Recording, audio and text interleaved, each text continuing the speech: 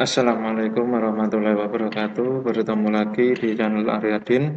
Kali ini saya akan membagikan soal TWK dan pembahasan bagian 2 yang beberapa hari yang lalu sudah saya share di grup Telegram.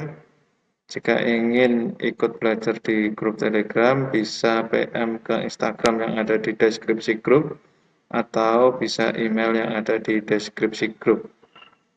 Soal dan pembahasan ini tentang Trikora, sistem presidensial, sila Pancasila, komisi yudisial, dan undang-undang.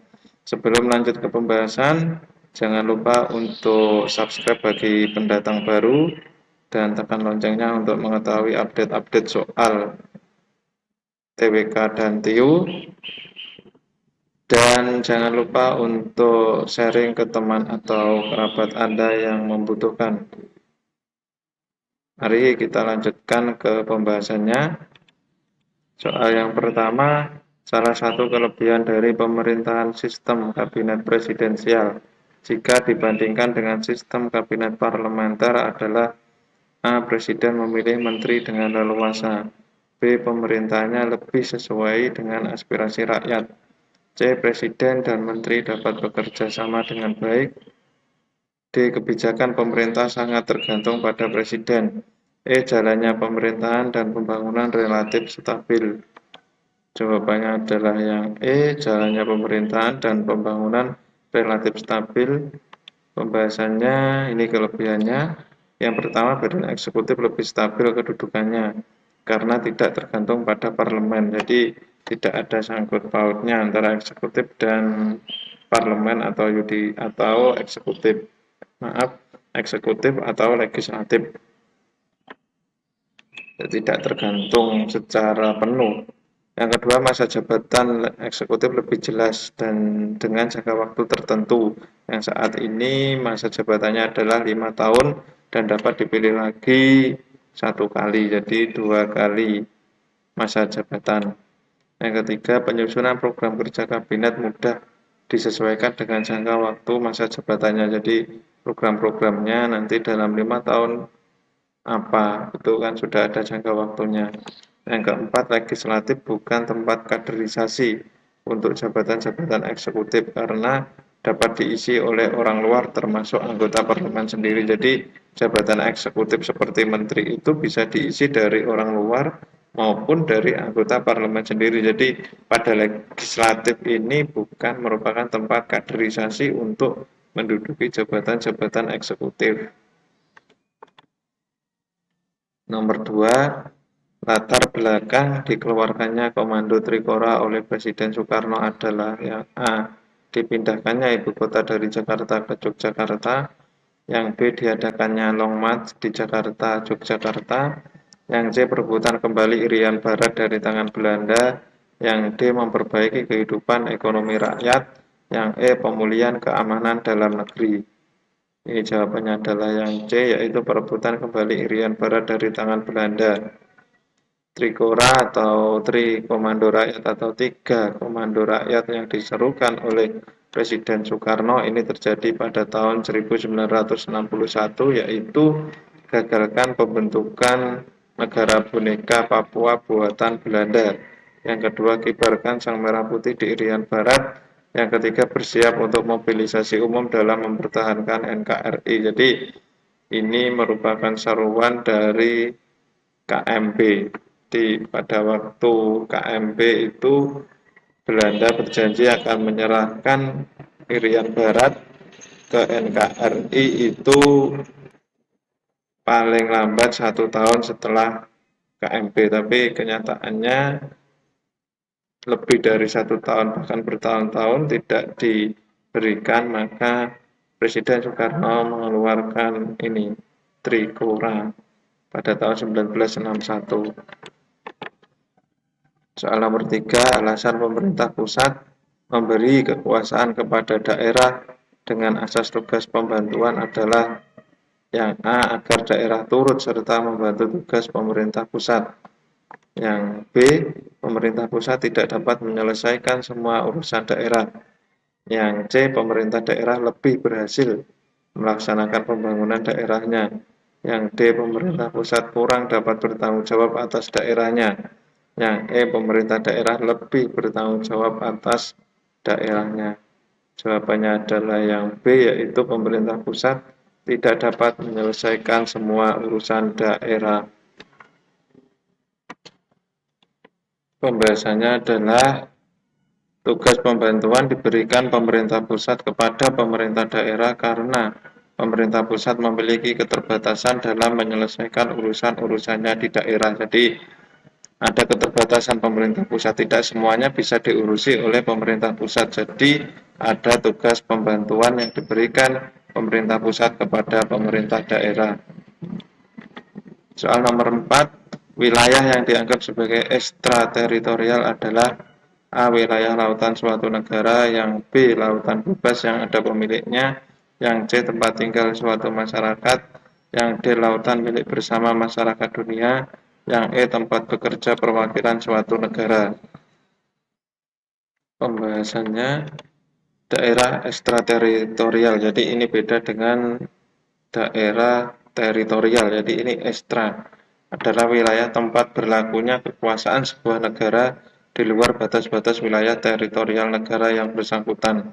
Ini contohnya perwakilan suatu negara di negara lain itu ini wilayah yang ditempatinya itu walaupun sebenarnya berada di negara lain, tetap saja kedaulatannya menjadi milik negara Indonesia. Jadi intinya, misalnya perwakilan negara di Malaysia atau Singapura, berarti wilayah yang ditempati itu adalah wilayahnya negara Indonesia.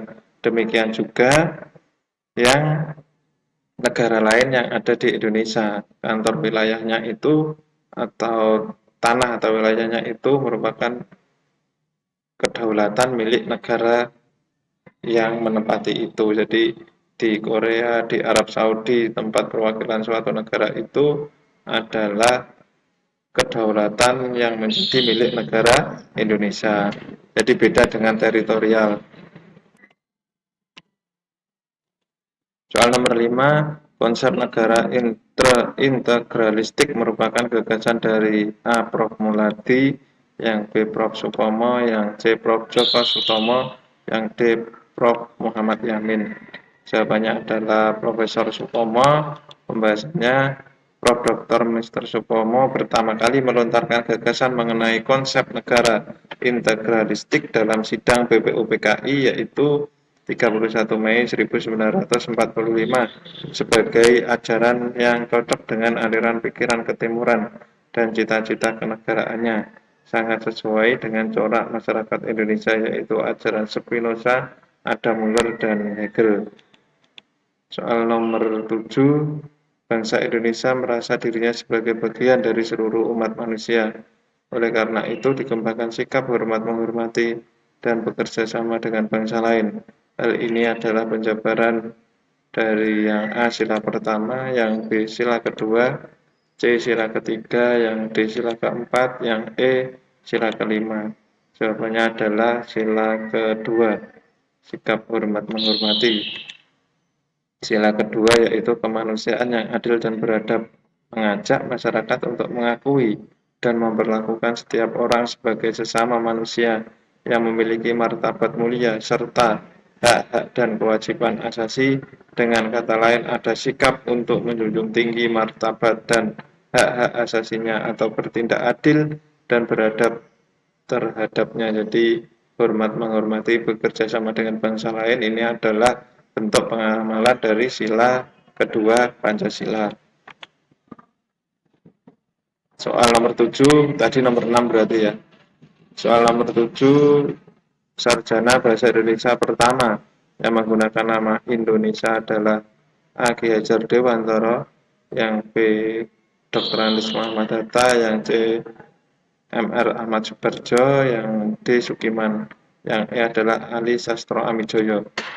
Pembahasannya adalah yang A, yaitu Ki Hajar Dewantara. Pembahasannya, Ki Hajar Dewantara merupakan orang Indonesia pertama yang menggunakan istilah Indonesia saat beliau sedang dalam masa pembuangan di Belanda dan menjadi penulis berita di sana. Jadi sarjana bahasa Indonesia pertama yang menggunakan nama Indonesia ini adalah Ki Hajar Dewantara yang saat ini menjadi Bapak Pendidikan Indonesia.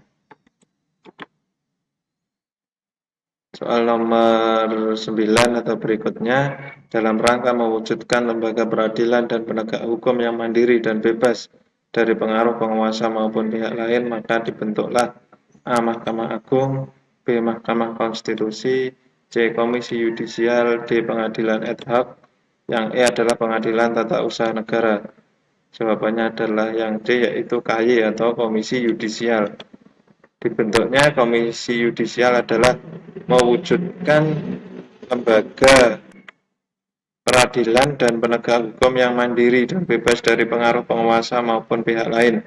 Ini merupakan Undang-Undang Dasar 1945 pasal 24B. Jadi KY ini yang memilih hakim-hakim mana yang akan menjadi, jadi ini adalah lembaga yang menaungi para hakim supaya lembaga peradilan dan penegak hukum yang mandiri dan bebas dari pengaruh penguasa maupun pihak lain, jadi lebih independen.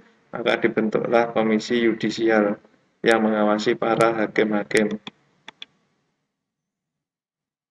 Soal nomor 10, undang-undang yang mengatur tentang perimbangan antara keuangan pusat dan daerah diatur dalam A. Undang-Undang nomor 15 tahun 1999, yang B. Undang-Undang nomor 25 tahun 2000, yang C. Undang-Undang nomor 20 tahun 1999, yang D adalah Undang-Undang nomor 20 tahun 2000, yang E. Undang-Undang nomor 33 tahun 2004. Jawabannya adalah E. Undang-Undang nomor 33 tahun 2004. Undang-Undang nomor 33 tahun 2004 tentang perimbangan keuangan antara pusat dan daerah. Jadi ini tentang perimbangan keuangan. Jadi Undang-Undang nomor 33 tahun 2004 ini berisi tentang perimbangan keuangan antara pusat dan daerah. Cukup sekian penjelasan pembahasan soal TWK untuk kali ini. Nanti kita lanjutkan ke pembahasan TIU. Ada kurang lebihnya saya mohon maaf. Jangan lupa untuk subscribe dan tekan loncengnya, dan bisa di-sharing ke teman atau saudara, dan bisa di-sharing ke FB maupun Telegram. Semoga ilmu ini bermanfaat. Terima kasih. Wassalamualaikum warahmatullahi wabarakatuh.